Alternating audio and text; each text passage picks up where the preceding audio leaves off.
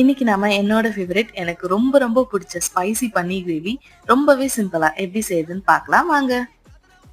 அதுக்கு ஒரு கடாயில ஒரு கப் ஆயில், பிரியாணி ஸ்பைசஸ், ஒரு வடை மிளகா சேர்த்துக்கோங்க. அடுத்து பொடி பொடியா நறுக்கின 2 வெங்காயம் சேர்த்துக்கோங்க. வெங்காயம் நல்லா கண்ணாடி பதத்துக்கு வந்த அப்புறம் ஒரு teaspoon ginger garlic paste add பண்ணிக்கோங்க. அதோட பச்சை வாசனை போனதும் 2 தக்காளி கிரைண்ட் பண்ணி சேர்த்துக்கோங்க. மிக்ஸி கழுவி அந்த தண்ணியும் ஆட் பண்ணிக்கலாம்.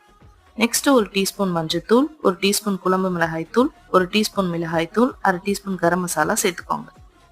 மசாலா நல்லா கொதிச்சு எண்ணெய் பிரிஞ்சு வரப்போ ஒரு கப் தண்ணி ஊற்றி மசாலாவை நல்லா கொதிக்க விடலாம்.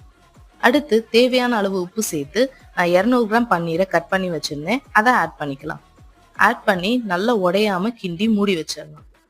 நல்ல கிரேவி கன்சிஸ்டன்சிக்கு வந்ததுக்கு அப்புறம் ஸ்டவ்வை ஆஃப் பண்ணிடலாம். அவ்வளோதாங்க, நம்ம ஸ்பைசியான பன்னீர் கிரேவி ரெடி. நீங்களும் ட்ரை பண்ணி பாருங்க.